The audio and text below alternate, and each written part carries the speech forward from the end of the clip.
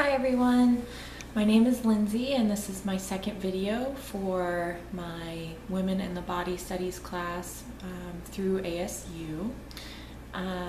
This video is going to be about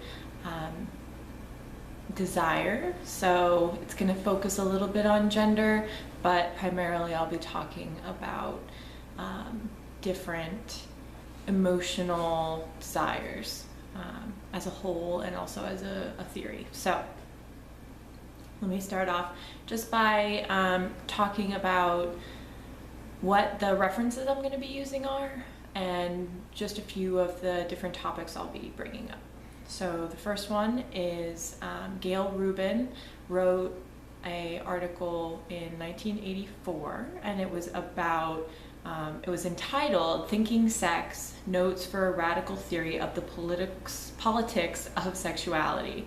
So she discussed basically a sexual value system, and what that means is that certain sexual acts are considered to be positive and approved by society, and then there's other acts that can lead to discrimination and prohibitions as well as oppressive laws. So what I am trying to incite in people by making this video is to have them think a little bit more in depth about their desires, about their gender. That was from the first video. How they view gender and other individuals and everything like that. So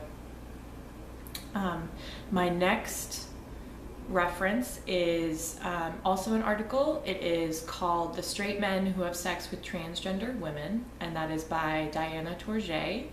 And then the final work that I'm going to be referencing is called Porn for Women, and that is by Stevie Mackenzie Smith.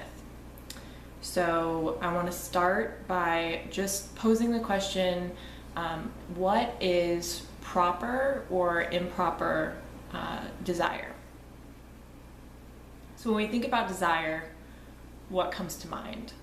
For me, late night and I really want some ice cream. Or maybe I have a hankering for some food, my favorite food. I love beets and different vegetables, so maybe it was something like that. For other people, favorite food could be really anything. But ultimately, desire is really almost needing something. And sexually, this can go anywhere from a specific individual to a specific sexual act, to a fetish, to anything along those lines. So when we're desiring something, it's sort of a full body emotion, right? So it's so strong of an emotion that we feel it. And another emotion that's really strong, like desire, is disgust. And so when we think about the word disgust, even just the way it rolls off your tongue, it's really negative. I feel like it's really a sad word. But when we say disgusting, I mean, what is disgusting, right? So society as a whole kind of dictates what we find as disgusting, what we find desirable, and how it does this is it kind of sets parameters for what's okay and what isn't. So in reference to Gail's work, Thinking Sex, and she wrote that in 1984, and just her opinions on a sexual value system, I think that it's really interesting how society has deemed specific things okay and acceptable. Missionary sex, vanilla sex, desiring people of the opposite gender, we're just now getting to a point where desiring someone of the opposite gender is okay. But in reference to the article, the straight men who have sex with transgender women, that is not acceptable, right? So the majority of men who are sleeping with transgender women are being accused of being gay, and but what really does it matter? Does it matter that they find transgender women attractive and that they want to pursue relationships with these individuals? I don't think that matters at all. I think really whoever we're attracted to and whoever we desire is our own personal situation, and there's nothing anyone can say or do to change that. However, societally, it really makes a difference. Is it okay to desire someone of the opposite gender? Is it okay to desire someone who is transgender?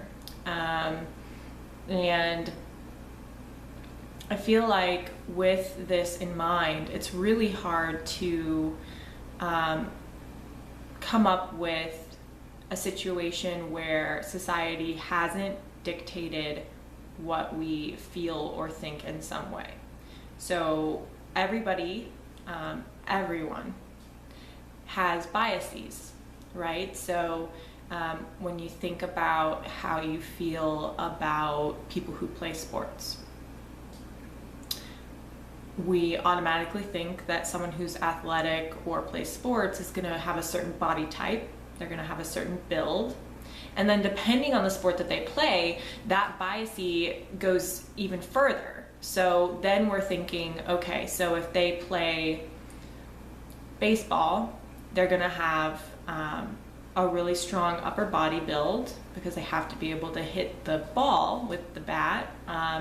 They're also going to need stronger legs, but they're going to be lean because they have to get quickly from home plate to first, second, third, etc., and then back home. And the goal is to do this without being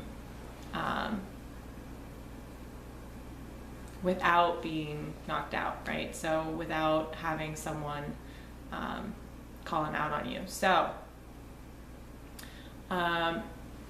we have this certain idea about what defines an individual as athletic, and we have specific ideas about what we would think of as a athletic person who plays, or maybe not even plays a sport, but who is a dancer.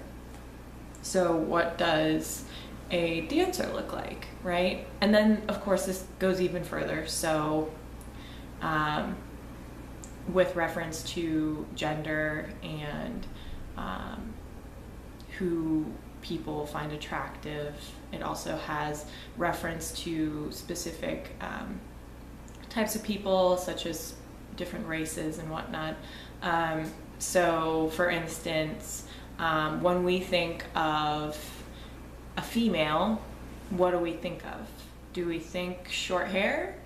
Or are we thinking more long hair, makeup, specific set of facial features? Are we thinking slender with curves?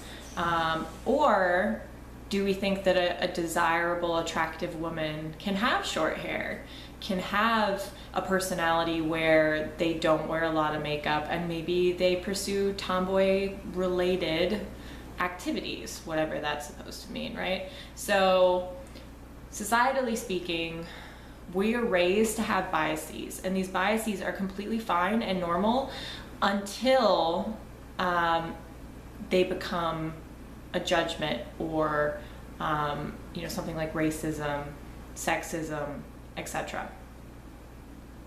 So we have to put things into categories as humans. We categorize everything.